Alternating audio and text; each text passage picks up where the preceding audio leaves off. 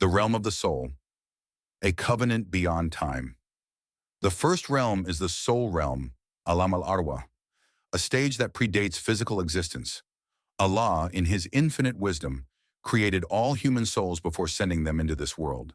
This is a realm where every soul bore witness to Allah's lordship, entering into a covenant with Him, a pivotal moment in our existence. This event is beautifully encapsulated in the Quran in Surah Al-Araf 7:172. And mention, when your Lord took from the children of Adam, from their loins, their descendants, and made them testify of themselves, saying to them, Am I not your Lord? They said, Yes, we have testified. This, lest you should say on the day of resurrection, Indeed, we were of this unaware.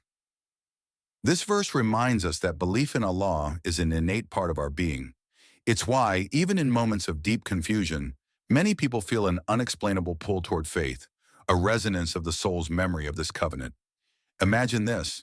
Before you were born, you affirmed Allah's divinity and His right to be worshipped.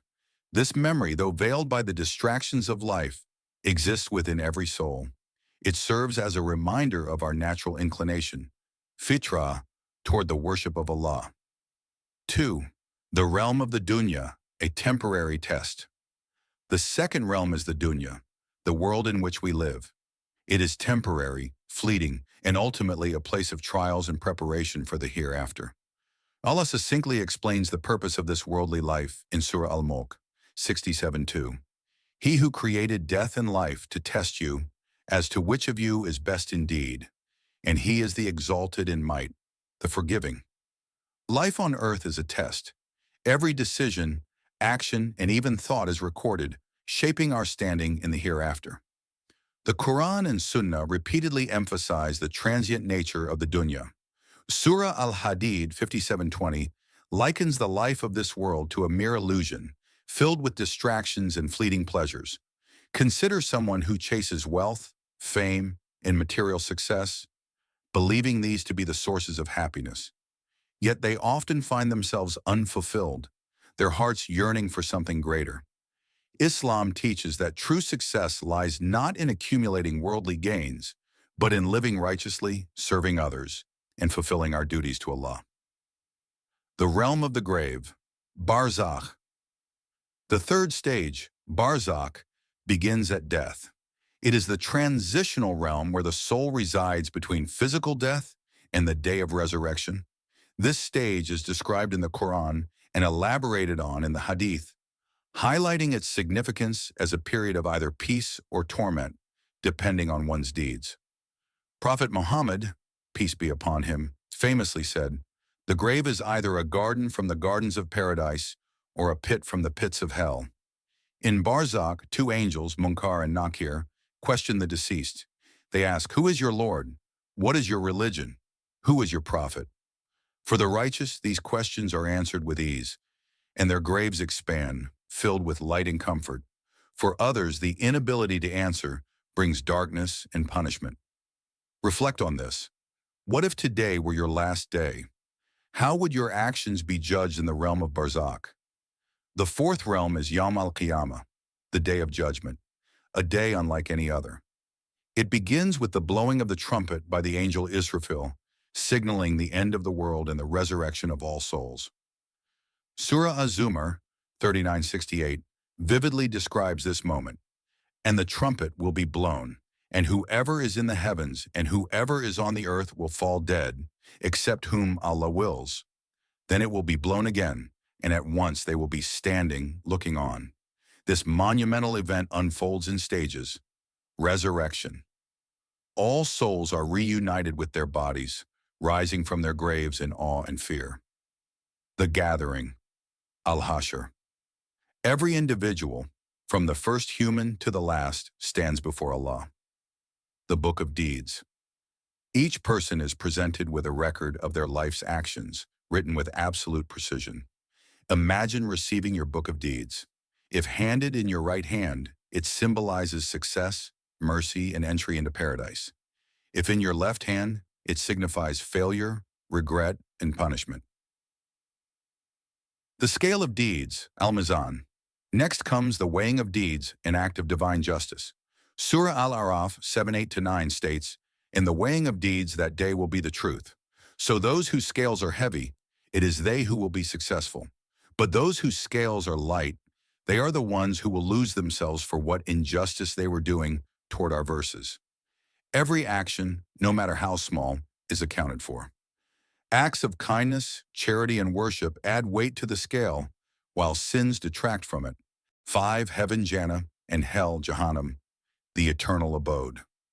Finally, the soul reaches its eternal destination, either Jannah, the ultimate reward, or Jahannam, the ultimate punishment. Jannah is described as a paradise beyond imagination, a place of eternal peace, beauty, and joy, where believers are rewarded with closeness to Allah. Surah Al-Kahf 18:31 paints a vivid picture. They will have gardens of perpetual residence. Beneath them, rivers will flow. They will be adorned therein with bracelets of gold and will wear green garments of fine silk and brocade, reclining therein on adorned couches. Excellent is the reward, and good is the resting place. In contrast, Jahannam is a place of unimaginable suffering for those who rejected faith and indulge in sin. The Quran warns in Surah An-Nisa 4:56, "Indeed, those who disbelieve in our verses, we will drive them into a fire. Every time their skins are roasted through, we will replace them with other skins so they may taste the punishment. Indeed, Allah is ever exalted in might and wise."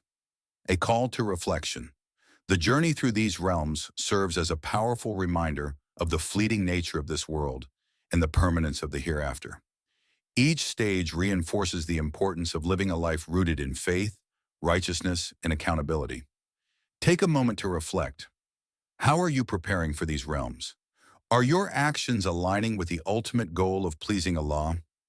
Let us strive to make our time in the dunya meaningful, our deeds righteous, and our faith unwavering, so that we may find peace in Barzakh, ease on the day of judgment, and eternal bliss in Jannah, paradise, Jannah.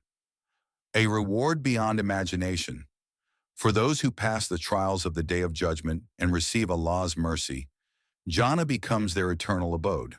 The Quran provides vivid and inspiring descriptions of Jannah, portraying it as a place of unparalleled beauty and comfort.